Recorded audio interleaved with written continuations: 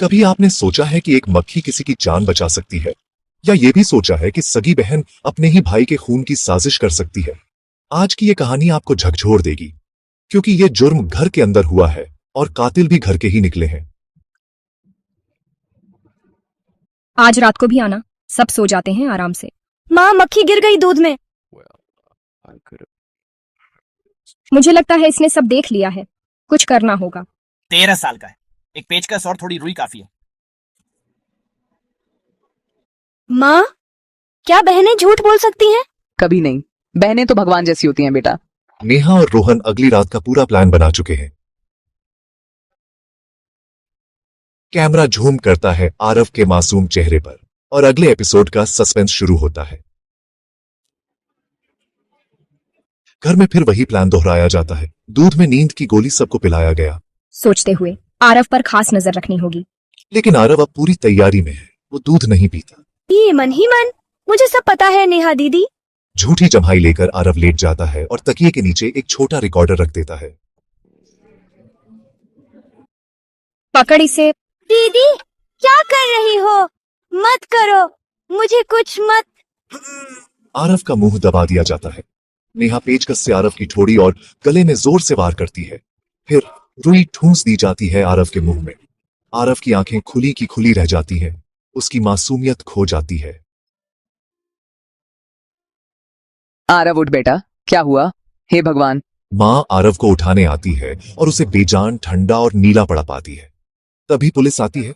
Inspector Yadav case को अपने हाथ में लेते हैं।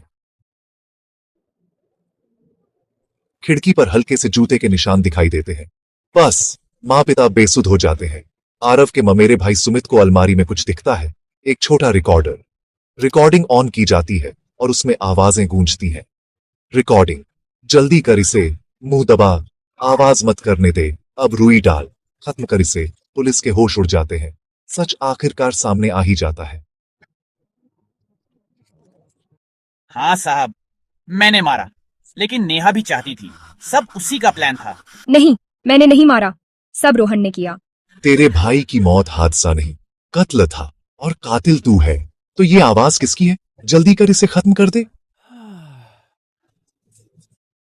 भाई गया, बहन फंसी, पर अब शुरू होगी इंसाफ की लड़ाई, कोर्ट का ड्रामा और समाज का घिनौना।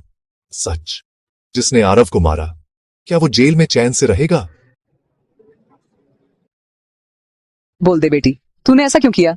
चुप खड़ी, आंखें झुकी हुई। सरकारी वकील ने कहा, माननीय न्यायालय, ये मात्र एक हत्या नहीं, ये रिश्तों का कत्ल है। जिस बहन ने दूध में नींद की गोली मिलाई, वही भाई की नींद छीन बैठी, हमेशा के लिए। फिर जज साहब ने पूछा, क्या अभियुक्त कुछ कहना चाहती है? हाँ, मैंने मारा, पर मैं बस अपने प्यार को बचा रही थी। मुझे नहीं पता था मैं क्या कर रही हूँ। और फिर पूरा कोर्टरूम जैसे सन्नाटे में डूब गया। सब एक पल के लिए बिल्कुल चुप हो गए। अदालत ने रोहन और नेहा को भारतीय दंड संहिता की धारा 302, 120 बी और पॉक्सो एक्ट के तहत आजीवन कारावास की सजा सुनाई है। दोनों को अलग अलग जेलों में रखा जाएगा। माँ का पत्र आया है। उसमें लिखा है, आरव की 13वीं के दिन तेरी तस्वीर भी जलाई। अब तू मेरे लिए नहीं रही, तुझसे कभी मिलने मत आना। सब झूठ है, सबने मुझे धोखा दिया। मुझे छोड़ दो, मुझे यहाँ नहीं रहना। अब मेरी बेटी मेरे लिए मर चुकी है। मैंने सब कुछ खो दिया है।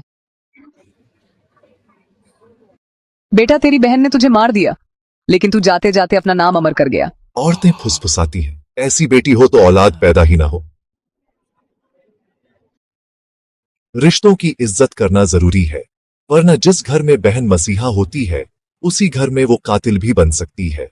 याद रखिए, सबसे खतरनाक दुश्मन वो होता है जो अपने जैसा दिखता है और उसी बिस्तर पर सोता है। सावधान रहें, सतर्क रहें, क्योंकि जुर्म कहीं भी किसी भी शक्ल में हो सकता है। देखते रहिए जीनियस हिंदुस्तान।